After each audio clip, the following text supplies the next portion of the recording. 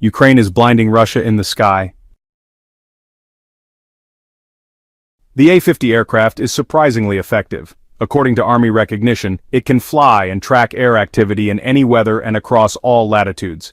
It flies at 32,800 feet, patrolling the skies from there, and can stay airborne for 7 hours and 40 minutes before needing to refuel. But flight endurance and patrol time aren't the same thing. Its actual patrol time is just 1 hour and 25 minutes. Still, it makes up for that with a top speed of 497 miles per hour and a range of about 3,100 miles. That's not fast enough to outrun a missile or a Ukrainian fighter jet, but that's not what it's built for.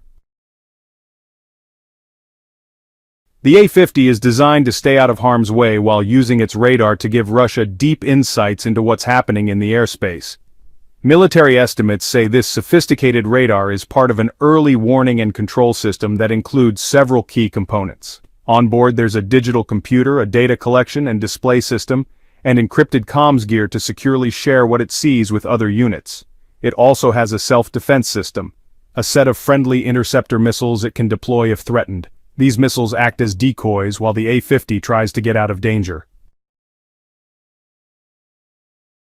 According to journalist David Axe, the A-50 typically flies behind the front lines in the Ukraine war, constantly scanning the skies.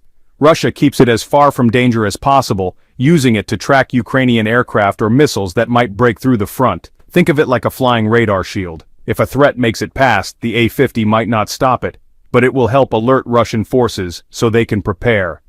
That's how it should have worked on June 7th, when a Ukrainian surface-to-air missile crossed the front lines near Kursk, headed toward the Borisoglepsk airbase. The A-50 should have spotted it, giving Russia time to activate its air defenses, but that didn't happen. No A-50 picked up the incoming missile. That meant a Russian Su-35 jet had no idea it was in danger, until it was too late. Axe writes that, thanks to their high altitude and ability to reposition, A-50s have helped Russian commanders track Ukrainian aircraft and spot incoming missiles or drones a few minutes before they hit. These aircraft have been doing this since the early days of Putin's invasion. Back in November 2022, the Royal United Services Institute, or RUSI, released a study about the air defense needs of both Ukraine and Russia. It said the A-50s were flying 2 to 3 missions per day in the early stages of the war.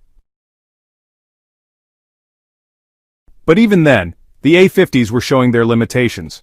First, Ukrainian forces figured out how to jam them electronically and reported consistent success doing so. That's a sign of how outdated the A-50's tech really is. Its older onboard systems just aren't built to handle modern electronic warfare, though Ukraine still struggles with having enough range to use those tactics fully. Second, the report says Russia's air operations are controlled by the Army, not the Air Force. So the intel from the A-50s doesn't always get directly shared with fighter jets on patrol, or with long-range air defense systems like the S-400. In other words, even when they had A-50s in the air in late 2022, Russia wasn't using them effectively to warn their own units. But that was back when Ukraine couldn't strike deep inside Russian territory. That's changed. But here's Russia's new problem. Ukraine realized early on how important these eyes in the sky were, and decided the best way to handle them was to just destroy them. If you blind the eyes, they can't see what's coming. And once those eyes were gone, Ukraine found it could safely fly into Russian airspace and hit targets more effectively than ever before. Ukraine's campaign against A-50s started in February 2023, when it damaged one of them on the ground in Belarus, a key launch pad for Putin's invasion. Fast forward to January 2024, another A-50 was shot down over the Sea of Azov, reportedly with a Patriot missile. A month later, Ukraine said its intelligence service and Air Force teamed up to take down an A-50U, this time using an old Soviet S-200 system. As we showed in one of our videos, Ukraine has turned its S-200s into deadly long-range weapons. Then came the most recent A-50 takedowns, part of an operation in early June called Spiderweb. This was, honestly, a masterclass in Ukrainian creativity. After months of planning, Ukraine smuggled dozens of quadcopters into Russia in specially designed containers hidden in the back of trucks. These containers had secret roof compartments that released the drones.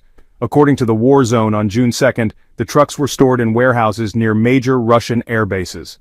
When it was time to strike, they tricked Russian drivers into delivering them to pre-chosen spots near those bases. Once in position, the roof compartments opened, and Ukrainian drones took off, flying directly into the airbases. Early reports said Ukraine destroyed 40 of Russia's most valuable bombers in the Spiderweb operation, crippling Russia's ability to launch air raids from behind the lines. But among the destroyed aircraft were two A-50s.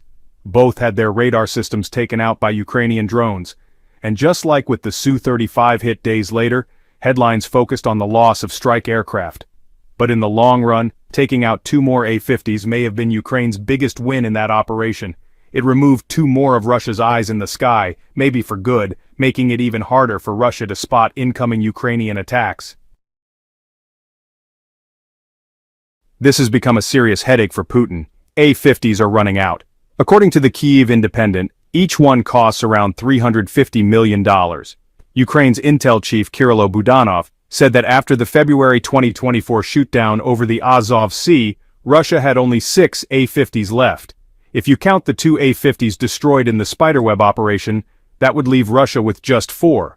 David Axe, though, has slightly different numbers. He says Russia may have up to 7 A-50s left, but it's likely even fewer. After the 2024 attacks, Russia grounded the rest and started rotating them on limited duty while scrambling to replace the lost ones. But Putin ran into another problem. As he tried to repair damaged A-50s, he had to send them to the one facility capable of maintaining and rebuilding them, the Taganrog Aviation Scientific and Technical Complex. That facility is in Taganrog, a city on the Azov Sea just 80 miles from the front lines. You can probably guess what happened next. In December 2024, Ukraine struck the Taganrog facility with an American-made ATACMS missile, backed by a swarm of drones. The missile hit at 4 a.m. on December 11th, causing a massive fire and knocking out power and heating across the city. Once again, Ukraine showed its clever approach to this war. It didn't just shoot down Russia's A-50s, it blinded them in the sky. And when Putin tried to